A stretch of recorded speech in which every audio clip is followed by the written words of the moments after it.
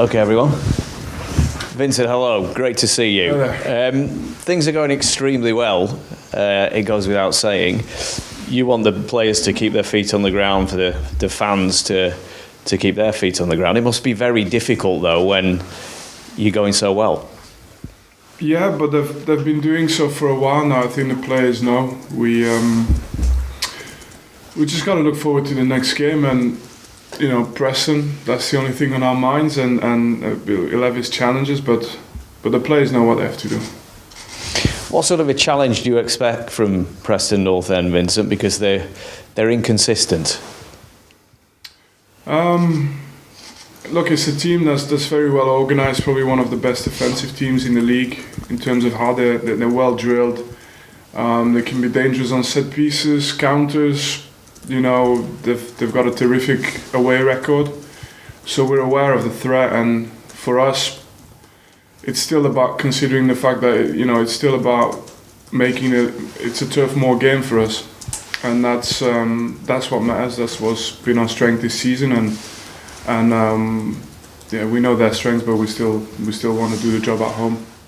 Obviously, supporters love victories, Vincent, it goes without saying, but how pleased are you with how the atmosphere, the connection between the players and the fans has developed throughout the season at Turf Moor? It's been good. It's a bit of a derby as well, this one, so if you want to strengthen the connection with your fans, those are always good games to show yourself, and to do well. But I think we try and communicate a lot of enthusiasm and energy about what we do. There's no reservation in that, and it's gone well. It's gone down well with the support, and we hope we make them proud. That's all we try and do. You're certainly doing that at the moment. Have you grown to enjoy the Lancashire derbies against Preston North End and Blackburn Rovers, of course, and Blackpool? Well, there's a few you get to know about the geography of Lancashire as well, and there's quite a few derbies, and there's quite a lot of history in all these games and encounters. And I remember we took 4,000 fans down there. We did the same when we went to Wigan, and then soon we got Blackpool, Preston, and obviously the other ones. It's been good, so you can see that this is going to be an important game, and but at this stage of the season, it's something we're embracing as well. We do want those type of games. You strengthened in the January window quite considerably. Do you feel as though you're going to need that squad? You're going to need the depth of squad as you push on towards hopefully promotion. Yeah, we've already needed the depth of squad, and it has been one of the strengths of the team so far. And hopefully towards the end of the season we'll still be able to rely on that. Johan Berg Gudmundsson signed an extension, one of the experienced players, Vincent, of course. How important are they going to be, the likes of him and Ashley Barnes and so on, because you've got a lot of young players as well? Yeah, I think it's a good mix between the experience and also quality of those players. I think showing the lead for those new players we brought in, and for us it's been an important blend to have that in the team, and these guys have played a massive role, a massive part so far, and I think the way we look at it, we do value that side. We do value that side of it, and that's important to us. Apart from obviously having very good players, Vincent, what at the start of the season were you most did you want to impress upon the players that you feel that they're carrying onto the pitch now? What is it that's really making the difference? Since the beginning of the season, it's been about just hard work. Really, there's more to our game, I know, than hard work, but that's the foundation. I feel we're in a part of the world where you get respected for that, even if the results don't go your way. So now results are there, well done, but I think you get respected for the work you put in, and that had to be at the forefront. Just one question on Manchester City, Vincent, if that's okay. Obviously, you know the situation, you know what's happening there. How important is it that one way or another it's dealt with quickly? Because people might say there's a cloud hanging over the club and the achievements until that happens. Yeah, look, and I gave a very brief answer that I thought was going to put the question away.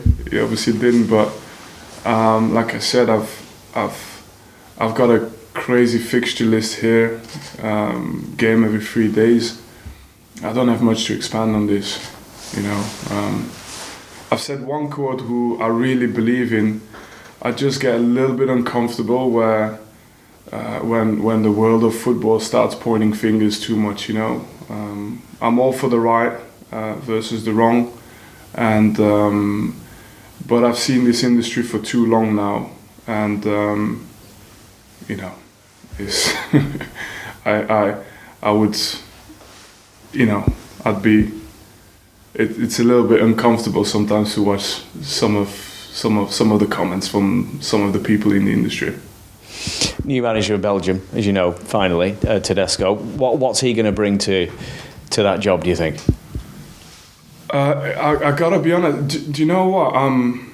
In general, I would class myself as a well-informed person, but as soon as the fixture list piles up and these guys next to you have been through it already this season with us, I don't know. I don't have a clue. I don't know what's happening outside. I barely catch the news. I'm just watching games from the opposition. I'm focused on improving the players we've got.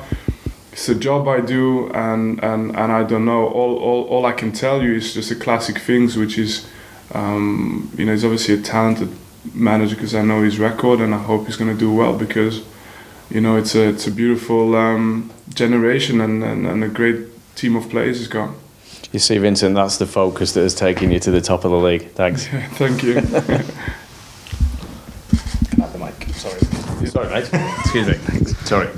Hi, Vinny. Hi there. You just mentioned the crazy fixture list. Yeah. I think it's 10 games between now and the international break at the end of March.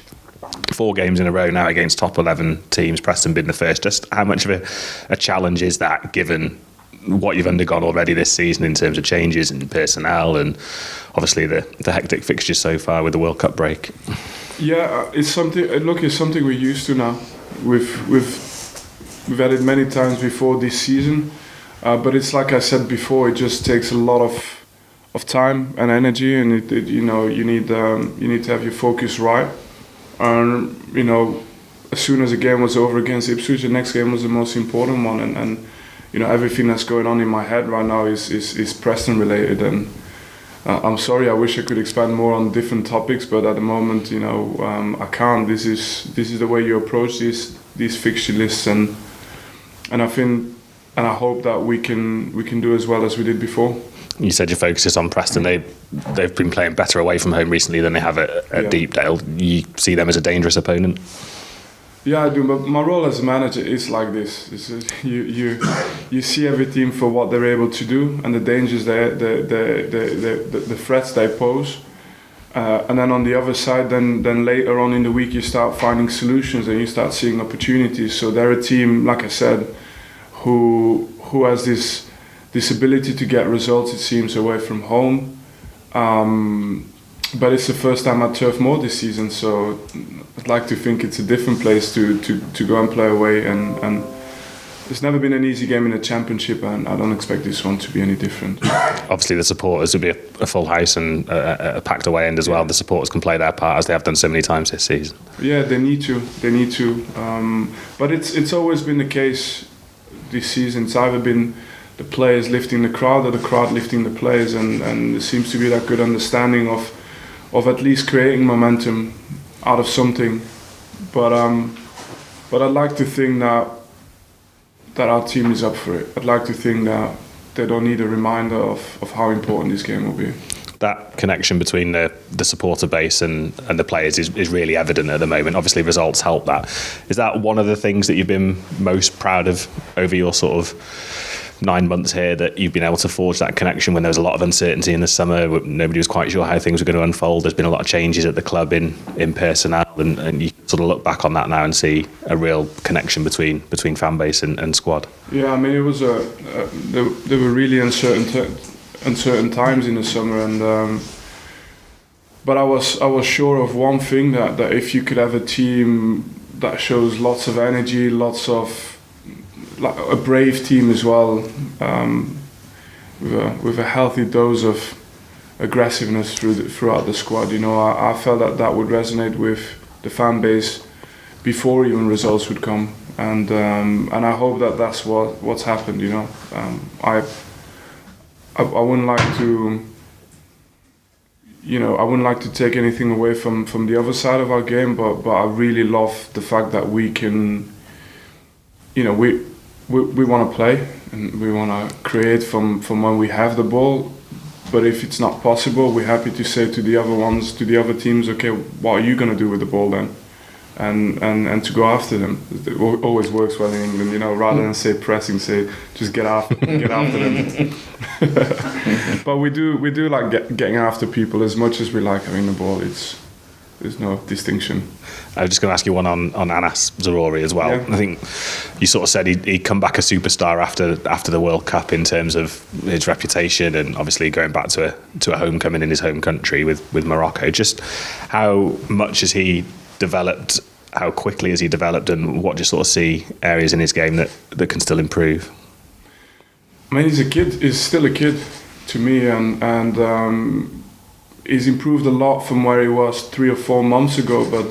But he can still improve so much more. The only reason why I said he came back a superstar is because, well, guess what? If you come home and there's 2 million people waiting for you on the streets in Morocco, and your Instagram accounts and Twitter accounts are just going 100-fold up or 1,000-fold up, then it's a little bit different. Yeah, your life changes a little bit. But in terms of how he's been with us, it's mainly been, this has to be a bubble.